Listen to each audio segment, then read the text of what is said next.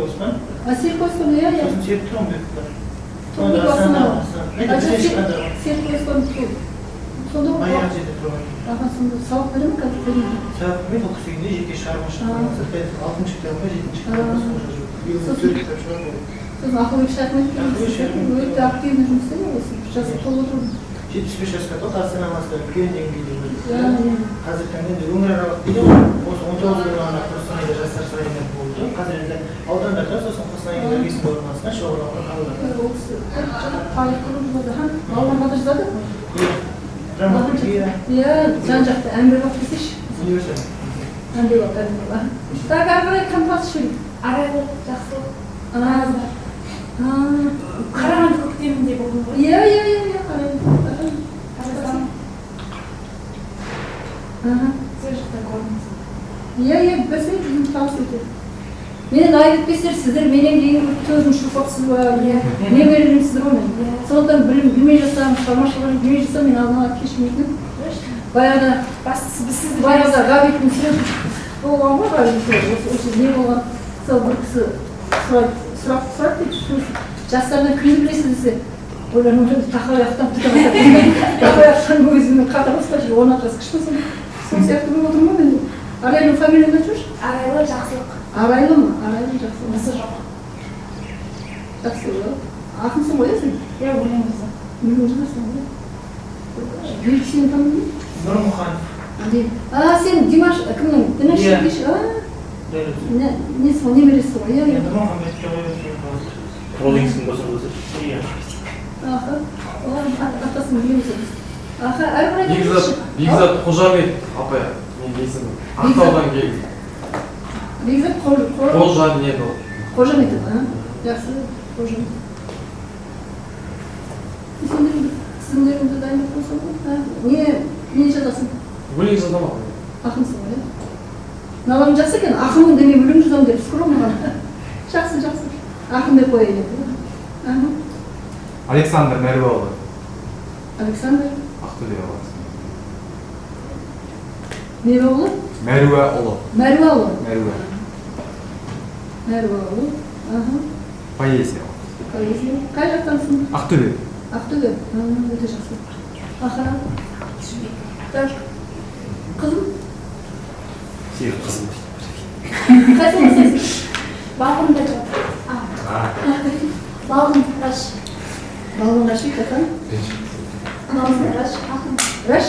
Раш, иә. Ақын. Ақындар? Мадина Сармбек. Мадина Сармбек. Ақын?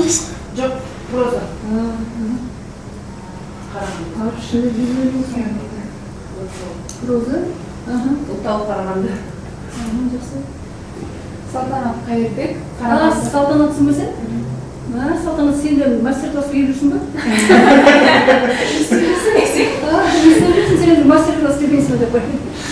Мен бетілі бірінші көп тұрып сені. Жоқ, қонақ үйде лекция оқысын деп жүрген ғой, қасында оқысын. Ана жақта жүргенде оқысын деп па?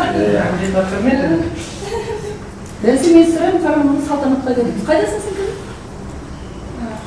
Қарағандыға келіп. Қарағандысың ба? Жоқ, өзің қайдасың? Қарағандысың ба? Сен бір Астанада болдың ба өзің? Бір кездер, иә. Баяғы ғана әдеби порталға сұхбат алдың ғой мен, сен? Әдеби порталға сенімсің мен сұхбат алдым? Салтанат Қожа деген сенімсің? Жоқ, Қайырбек. Қайырбек сендер екі Салтанат па? Салтанат Бәккөбет, Салтанат Бәккөбет. Жақсы. Ақынсың ғой сен, де? Так. Төрехан. Нәси. Орал қаласы. Нәси. Нәси. Төрехан. Жоқ, Нәси, жақсы. Ақынсың ғой? Иә. Ақын, так. Қуандық Ғайнуллаев, Атырау облысы. Қуандық? Ғайнуллаев. Ғайнуллаев. Атырау. Ақынсың ба? Жоқ, проза. Екі проза шекілесің бе? Үш. Айтпақшы сен. Мен сендерге сөйлеп қойын екен. Проза сағазы кетіп қойын. Сеніз?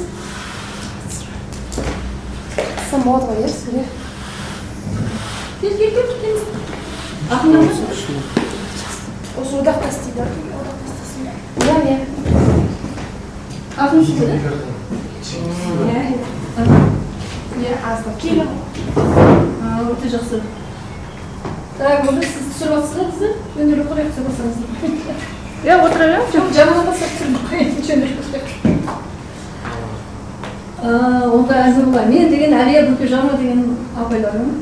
Сыншы, мәдени сарапшы, әдебиет оқыған. Сондай менің жиенім бар, кішкентай бір нәрсе. Неге бұл? Мен енді сондай адаммын деп қойсаңыз. Сол, мен енді білетіндеріңіз бар, білмейтіндеріңіз бар, енді сіздер жас болсыздар. Білмейтіндеріңіз, мен енді әлеуметтік желіде отырмаймын. Әлеуметтік желіде отырмадым, бір плюсы, бір минусы бар екен. Сондықтан, бірақ сайттарда әсіресе көп мен материалдар шығады. Әдеби порталға көп шығатын едім, әдеби порталға кезде шығатын едім. Сосын басылымдарға, енді жас кезінде біз сіздер бұрқыратып жазып қойдық, бұрқыратып жазып. Кейін енді естігеннен кейін жазамыз, бірақ қалай мен қазақ әдебиетінде қызмет еттім. 21 жыл сын бөлімінде істедім, өнер бөлімінде меңгеруші болдым. Сонда менің өнер бөлімге ауысуым мен бірден айтсам кішкене кеңістігімді кеңейтті да, өйткені тек қана әдебиет емес, театр, кино, бейнелеу өнері, солардың бәрі қалай тоғысқан тұрдым, ол мына кеңістігімді кеңейтеді ма сондай. Сол кезде не істейсің? Ол кезде енді айтады ғой кеңес одағы анау өтін айтты, бірақ ол әдебиетке бір жағынан өте қолай деді да, өйткені бүкіл әдеби процесс қарауына қалмайтын да. Мысалы жастар келсе, мысалы сол кезде бастау дейтін бір балалар жастар бар ма, бір жемқор шығар, соған дейін сөз болатын, талқыланатын сондай кезде еді. Ол кезде қазақ әдебиетінде сын бөлімде 4 сыншы жұмыс істейтін, бір бөлімде. Енді қараңыздар, бүкіл әдеби процесс қарап отырады. Жақсы шығармалар міндетті түрде өте талқыланады деген сияқты. Қазір енді жағдай кішкене басқашалау, нарық дейді ма, қаржыға байланысты. Сондықтан мына одақтың мына жасап отырған шаруасы өте жақсы деп ойлаймын. Биыл 3-ші жыл ғой деп қателеспесем. Сондықтан енді неден іріктеуден өтіп келгендеріңіз енді сіздер бекер адам емес екендерін көрсетіп тұр деп ойлаймын. Өйткені бұл енді сіздерге талант қосып бермейтін шығар, жазып бермейтін шығар, бірақ көп нәрсеге бір әсер етін шығар деп ойлаймын. Бір-бірімен танысып тұтылмағанда, сосын үлкендердің әңгімесін тыңдап, мен дәріс демей қояйын, әңгімесін тыңдап, кеңістік кеңейе ма, мүмкін естімеген бұрын нәрселерді естисіздер ма, сол енді мен сіздерге дәріс оқыдым деп айта алмаймын, дәріс оқимын деп. Бірақ менің өте жақсы көретін жанрым, оның үстінде бүгінгі заманда өте өзекті жанр ол сұхбаттастық. Сұхбаттас болса адам бір-бірін түсінуге тырысады, сұхбаттас болса бір-бірін сыйлауға, бір-бірін терең түсінуге ұмтылады. Сол тұрғыдан сұхбаттастық бүгінгі заманда әсіресе өте маңызды. Мына мемлекеттерінің бір-бірімен сұсасып жатуы, қазіргі әлемнің бір-бірімен өте қайшылығы сұхбаттастыққа келе алмағандықтан деп ойлаймын да. Сондықтан сұхбат түрінде, сіздермен біздер әңгіме түрінде өткізсек. Мен енді отырмаймын.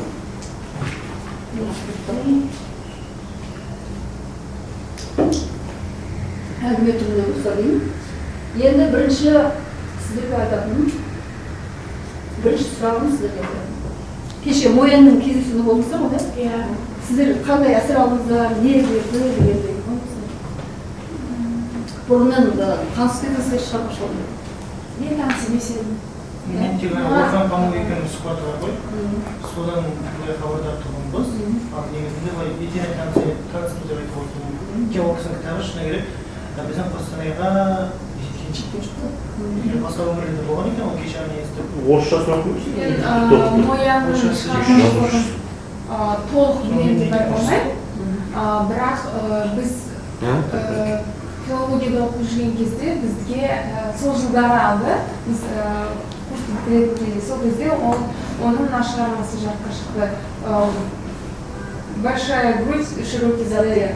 Сол кезде оның галлюцинациялық ойлау, иллюзиялық ойлауы, шеберлігі сол нәрсені мені қызықтырды. Және сол үшін де мен осы курсқа сол мүмкіндікті көргім келді, автормен кездесу және жалпы не айтатыныма қызық болды. Ол кітаптың енді бір ұнағаны, жаңағы галлюцинациялық ойлау деген, мысалы былай айтады да, фонарь түннің омырауы деген сияқты, гүл жердің омырауы деген сияқты. Сол бір иллюстрациялық, мүмкін таным бекен, абстрактілі ойлау ма, сондай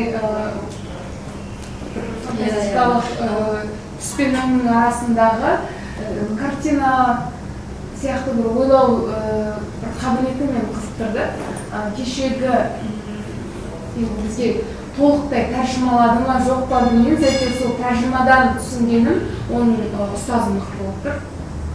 Ұстазы оған айтқан,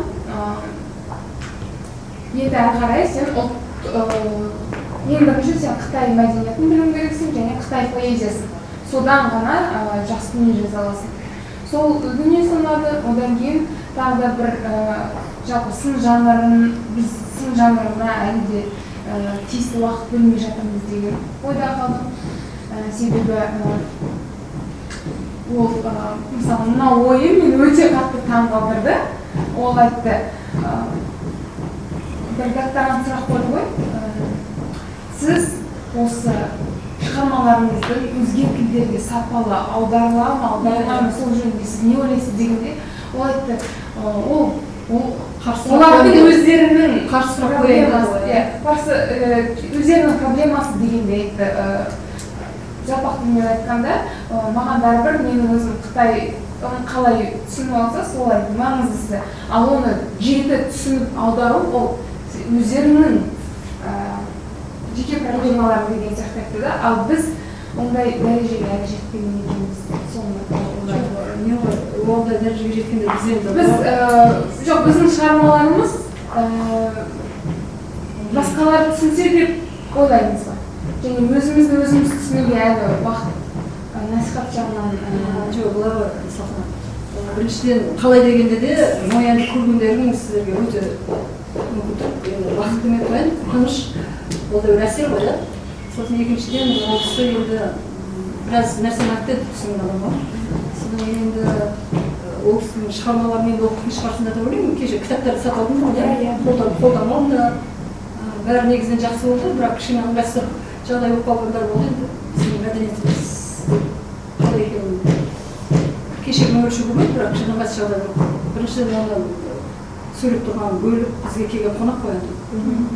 Ол кісі басынан бастап айтып келе жатыр еді. Ол кісінің бір айтатын, менікі жаңа сіздерге айттым, бірден кәдімгі мен сіздерге лекция дайындап қолдарына не алып жазыңдар дейді емес, мен еркін әңгіме ретінде. Біріншіден ол кісі өзінің шығармашылық лабораториясын айтты ғой. Сонда қараңыздар, біздің қазіргі заманда бізде көп нәрсе қадірсіз да, мысалы жүріп барамыз, жүгіріп кетеміз, сөйлесеміз кетеміз, оқимыз да қоя саламыз. Ол кісі әр нәрсенің түбегейлі тұр. Мысалы әсіресе жазушылар өзінің қатты сыйлайтын, қадірлейтін жазушылардың еліне барып, несіне отырып, сонда оның айтқаны не дейді? Жазушының жазуы бөлек кітапта, бірақ оның дейді ол шығармашылық адам ретінде, суреткер ретінде ол шығарма қалай жазылды, соның атмосферасына ену ол кісі үшін не болып тұр, өте қымбат болып тұр да. Сосын ол кісі бәрін айтып келе жатты, қарасаңыз Сервантеске барған, Шекспирге барған, Шекспир кішірек барды дейді, сонда Акула деген пьеса жазды дейді, мен драматург болып, сонда мақсаттан болып тұр ғой бұл кісі. Сосын тағы да айтатын, неге Борхеске барғанда мен таңғалдым, Борхеске барған, Маркеске барған, енді ол кісі біртіндеп Айтматовқа келеді, бірақ әңгіме үзіліп кетті да. Біз ана оқығанбыз деп сөзді бөліп жіберді. Ыстық, сол кішкене мәселе қалды енді. Ол кісі оқымағанбыз деп тұрған жоқ. Ыстықкөл форумында болдық біз, сонда осы кісінің болдық. Өте қарапайым адам екен. Сосын Шыңғыс Айтматовтың тұрған үйіне барған, өте қатты әсер етті. Сосын бұл кісі ылғи айтып, сол жақта да айтты, Айтматов деген үлкен ұстаз деді. Айтматовты өте қатты бағалайды екен. Сосын бір несі мықтылығы, мына мықты адамдар бір-бірін мойындайды ғой. Өзін үнемі кіші етіп көрсетеді. Сол жағынан да өте бір мәдениетті адам. Сосын енді бұл Қытай деген қанша дегенмен жабық ел ғой.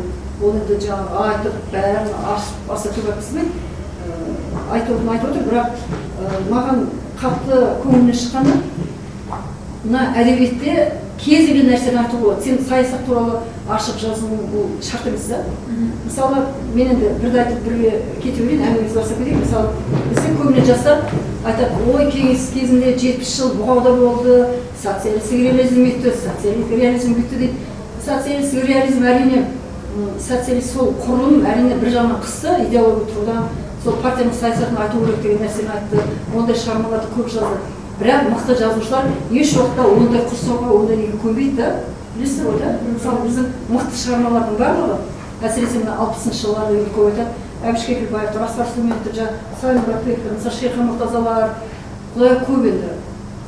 Кімге дейін, Мұхтар Мағауин, кейінгі Тұрмай Нұрмаған, бізде енді сол кезде өте бір керемет ұрпақ келді ғой. Ол енді біздің қазақ әдебиетінде ғана емес, ол одақ бойынша солай болды, ол әлем бойынша солай болды. Неліктен әдебиет, өнер қай кезде де сол кездегі қоғамдық ситуацияға байланысты. Оның дамуы, тұншығуы, сол кезде әлем 20-шы ғасырдың аждаһасы фашизмді жеңді, бүкіл әлем бірін. Содан кейін гуманизм идеясы алға шықты. Сол батыстың өзінде Томас Манндар шықты, Кафкалар шықты, Камерлар шықты, толған бәрі шықты ғой да. Сонда бүкіл әлем зұлымдықтан зап болған ізгілікке, гуманизмге ұмтылды ғой. Сонда бүкіл әдебиет соған қызмет етті. Философия бар қызмет еткен. Сондықтан сол кезде Кеңес одағында сіздердің аталарыңыз, екінші жарды ойлаймын, аналары, әкелеріңіз кейінірек дүниеге келді. Сонда Хрущев деген бізде болған ғой басшы. Сол Сталиндік культті тоқтатып, сол кезде жылынып болған, сол кезде бүкіл әлем ашылған. Сол кезде жақсылыққа, өзінің ұлтын қадірлеуге іңкәр болып келген соғыстан кейін ұрпақ қой жаңа біз айтып тұрғанымызды. Енді сол кездің өзінде мысалы мықты жазушылар саясатты айтпай, жазушының, ақынның міндетіне ол саясатты ұғынбай-ақ, сол өзінің көркем сөзімен кез келген ойды айта алады. Ол үшін саған неше түрлі форма тұр, неше түрлі стиль тұр. Ол сенің бірінші жаратқан берген талантыңа, екінші сенің біліміңе байланысты да, ізденісіңе байланысты. Мысалы, сіздер жақсы білесіздер, жас кезде адам еліктегіш болады ғой. Жалпы өнерге адамдар еліктеп келеді басына. Бір жақсы нәрсені көреді, бір жақсы сәулеге ұмтылады. Соны алғаш кезге келгенде, әсіресе бұл ақындарға байланысты деп ойлаймын. Еттің қызуы болады енді. Алла жаратқан берген бір талант бар. Содан кейін махаббат туралы жырлайды, біреуге ғашық болады. Мысалы, көп ақындар айтады. Мен ақын болып кеттім, бір кезде ғашық болған, ол қыз қарамай кеткен. Содан кейін мысалы Сатыбал Нарымбетов сол айтады, бір қызға ғашық болған ғой, өзі кішкентай, өзін тәштекпін дейді. Ол мені менсінбейді дейді, соған заманы мен саған көрсетемін деп келіп жазушылыққа түскен, одан кейін кинорежиссер болған, ол қыз енді тұрмысы сол кезде өзі ол кемпір болған дейді, бәленбай баласы бар дейді. Бірақ оны рахмет айтамын дейді, маған қарамай кеткені дейді да. Егер мені қараса, бүгін сонымен жүріп, енді әзір деп айтады да. Сол сияқты нәрсе бар. Сондықтан алдымен адам ет қызуымен ғашық болады, жастық кезінің сезімдері керемет қой. Сөйтіп келеді, өлең жазады, жыр жазады, махаббатты жырлайды, туған жерді жырлайды, отан жырлайды. Сөйтіп өмір бойы жырлап өтетіндер де бар. Ал бірақ ақын ол енді онда тұрған кемшілік жоқ. А бірақ ақын мысалы өте биік деңгейлерге шығу үшін сенің ойыңның қорғасындай болуы, сенің ізденістерің сондай өте терең болу керек. Оны бәрін білесіз ғой. Сіздің қазіргі жағдайда ол енді қазір сіздердің араларыңызда жоқ қой деп ойлаймын. Кейбір ақындар, кейбір жазушылар, ой, маған саясаттың керегі жоқ, мен өзім отырғанда жаза беремін дейді. Сен саясаттың барлық саясаткер болу саған шарт емес қой. Бірақ бүгінгі қоғамда қандай нелер болып жатыр? Оқиғалар, қандай өзекті мәселелер бар, жұртты не қалай мазалайды, соның бәрі кәдімгі қоғамның барометр ретінде шығармашылық адамның мойнында болу керек та. Ол саған біріншіден азық, екіншіден сен егер шығармашылық адам болсаң, сол ұлтың үшін, өзіңнің отырған керек десең ауылың үшін, қалаң үшін не істейсің?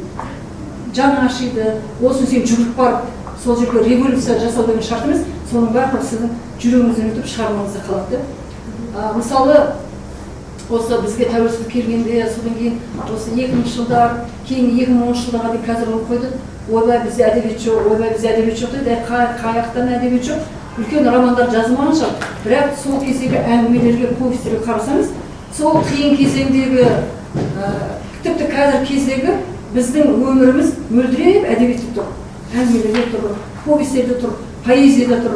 Сол кезде адамдардың жаңағы жан қиналысы, сол кездегі қуаныштар, сол кездегі өмірдің ағыны, соның бәрін қарасаң, әдебиет де соның бәрі мөлдіреп тұрады да.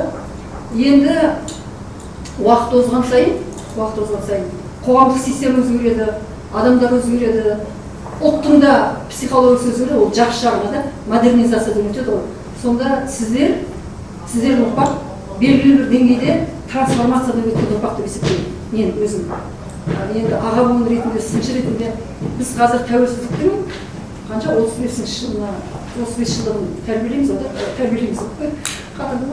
мерекелейміз ғой енді. Сонда қарасаңыз 35 жылда біздің қоғам ғасырға пара-пар өзгерістерден өтті. Мысалы айталық, 50-ші жылдардағы ақындармен сіздерді салыстырғанда, енді әрине талант деңгейі, олардың айтқан әңгімесі ол керемет, ал бірақ қазіргі проблемалар, қазіргі өзекті мәселелер, қазіргі адамның жанын қалай толғандыратын мәселелер ол бөлікше. Әрине адам болғаннан кейін сүйіспеншілік, жек көру, әртүрлі эмоциялары олардың барлығы әрине тән бәріне. Бірақ сіздер білесіздер ғой, әдебиет теориясында айтады, бар болғаны 36 сюжет бар екен. Соны біздің антикалық ғасырдан бастап, біздің соңғы ғасырдан бастап, сол 36 сюжет күннен күнге дейін келе жатқан ғой. Соны әрбір жазушы, әрбір ақын өзінше талдап, өзінше оны ұсынады. Енді мен сіздерге бірден айтайын, осы кейінгі жастардың әдебиетін біліңкірейін деп айта алмаймын. Оның бірнеше себебі бар. Біріншіден, қазір қалай ақындар, жазушылар өте көп, әрине көп деп айтпаймын, бірақ әдебиетке келіп жатқан жастар өте көп. Бұл бір жағынан сүйсіндіреді. Өйткені жалпы әдебиетіміз киноға, театрға, мына өнер атаулыға келіп жатқан жастар көп. Ол нені көрсетеді? Біріншіден біздің талантты ұлт екенімізді көрсетеді. Екіншіден біздер сөздің халқымыз ғой. Мен айтамын, сөздің халқы деген кітаптың халқы деген сөз. Ана еврейлер айтады, олар біз кітаптың халқымыз деп айтады. Мы народ книги дейді, олар айтады. Өйткені сонау кезден бастап тәуреттер бар, одан кейін дүниелер бар, олар оқымысты халық қой, жасыратынымыз бар. Сосын мен айтамын, бізде кітаптың халқымыз. Бірақ біздің кітабымыз тасқа басылғанын келтіріп қой. Шын мәнінде біздің бүкіл жанымыз, бүкіл дүниеміз, дүниетанымыз бәрі біздің ауыз әдебиетінде жатыр, оның бәрін білесіздер. Енді қоғам өскен сайын құрылым өседі, құрылымданады. Ақындар қазіргі жағдайда ақын болып, жазушы болып жүре беруге ол болады. Сіз кітабын шығарасыз, сіз халыққа танымал боласыз, оның барлығы жақсы, иә. Ал бірақ қазір көп айтады, неге бізде Нобель сыйлығы жоқ, Нобель сыйлығы енді бір қараған мақсат емес қой, неге анау жоқ, неге мынау жоқ. Әрбір қоғам өзінің даму кезеңінде келеді, өз уақыты келеді. А бірақ ондай әлемдік сондай дүниеге жұртты таңғалдыру үшін егер сондай мақсат болса, ол үшін көп жүктесуге тура келеді, білесіздер ғой да. Біріншіден сіздің тегіңіз мықты болу керек, тек онысы да бар ғой, сіздің тектеріңіз бар, ұлттық құндылықтар бар. Біздің әдебиетті керемет жақсы білесіздер деп ойлаймын. Әдебиетке өнер келген әрбір адам біздің өнердің тарихын, біздің еліміздің тарихын, оның бәрін жақсы білу керек, этнографиясына. Сондықтан оның бәрін мықты баға. Екіншіден, қазір әлем бізге ашық қой да. Мысалы, ұлттық жазушылар бар. Сосын әлемдік деңгейдегі жазушылар. Сондайға бару үшін сіздерге мүмкіндіктер көп. Енді сіздер Нобель үшін жұмыс істеңіздер деп тұрған жоқпын. Бірақ әдебиетке келу бар да, әдебиетте қалу бар да. Бұл екі бөлек нәрсе. Оның бәрі сіздердің өздеріңізге байланысты. Енді келесі кезекте айтайын дегенім, өнер деген өзі ойын ғой. Ана Йосеф Хейзинга деген атақты не бар, мәдениеттанушы, швед па, дақ па сондай. Соның человек играющий дейтін атақты еңбегі бар. Ойын үстіндегі адам дейді. Сонда бүкіл өнердің несін талдайды, құрылымын, соның бәрін талдайды. Мысалы, әрбір адам рөл орындайды ғой, әрбір адам біз рөл, Шекспирдің айтатыны бар, бүкіл әлем театр адамдардың актері. Қазір отырғанда мен сіздерге оқытушы емес, дәріс оқып тұрған адам рөлдемін, сіздер тыңдаушысыздар. Қазір шығып көлікке мінсеңіздер, сіздер жолаушысыздар. Дүкенге барсаңыздар, сіздер сатып алушысыздар. Дәрігерге барсаңыздар, пациентсіздер. Сонда біреуге ұл-қыз, біреуге жар үйленгендеріңіз болса, біреуге нағашы, біреуге жиен, біреуге аға, біреуге қарындас деген сол әлеуметтік рөлдер адамдарда өте көп та. Сондықтан жазушы сол рөлдердің барлығын тоғыстырып, өмір деген керемет құбылыстың керемет құбылыстарын мөлдіретіп оқырманға алып келеді. Соның ішінде не ұсынады, қалай ұсынады, қалай жазады, әрине ол әрбір адамның өзінің дүниетанымына, жүрегіне, білім деңгейіне, жаңағы кеңістігіне соған байланысты. Сондықтан ең алдымен жүректе от болғаннан кейін, сезім болғаннан кейін, айтатындарымыз болғаннан кейін әдебиетке келдіңіздер ғой. Енді әдебиеттің бір орында тоқтап қалмайтынын білесіздер ғой. Сондықтан бүкіл қазіргі болып жатқан жаңалықтар демей қояйын, үдерістер, әлем әдебиетінде болып жатыр. Мен білетін мықты ақындар, мысалы, Есенғалилар, мен бәрін білемін ғой, соның ішінде айтатын болсам. Мысалы, Есенғали классикалық не ретінде, тәжірибе ретінде өте білімді жігіт. Әлем әдебиетін, ол тіпті ағылшын тілін үйреніп, әлемді аралаған жігіт. Сосын мына тегі мықты жігіттер. Сонда қарап отырсаң, Есенғалиның жырларынан бір көне архетиптер шығады. Сосын заманауи. Бізде көбіне енді бәрі мен кейбір ұлттық ақындар осы ұлтты отырады, сосын соны қорғап, айналасының бәрін жау сияқты емес, ананың бәрі керек емес нәрсе сияқты, сондай кейбір психологиялар бар, бірақ ондай психология сіздер жоқтың ойлаймысыздар, ашық әлемді дүниеге келдіңіздер, қазір бүкіл әлем сіздер қол астарыңызда тұр ғой, нені ашпасаңыздар, ноутбук ашпасаңыздар, нені оқимын деймін, нені жазамын дейсіңдер, бүкіл ел өздеріңізде. Бірақ мен айтарым сіздерге, онсыз да өздеріңіз білесіздер, білімді шығарсыздар деп ойлаймын. Білім өте керек та, өте. Әрине сіз теориямен жазасыз, бірақ сіздер ақындар мысалы әлемнің поэзиясын жақсы білуіңіз керек деп ойлаймын. Прозаиктар мысалы бәрін оқып шығу мүмкін емес қой, бірақ құбылыс болған жазушылар, мысалы құбылыс болған, несімен құбылыс, ол қалай алып келді, не жаңалық алып келді, соның бәрін қарап отырып, егер ерекше бір жаңалық алып келем десеңіздер. Сосын жұрттың бәрі жаңалық алып келу үшін жазбайды ғой, сен өзің жаныңның несін жазасың, жаныңның шырыны ғой, өше жазу деген жанның шырыны ғой. Сонда қарасаңыз, әдебиет кетеді, анау дейді, әдебиет кетпейді деп ойлаймын. Мүмкін оның орны баяғыдай емес шығар.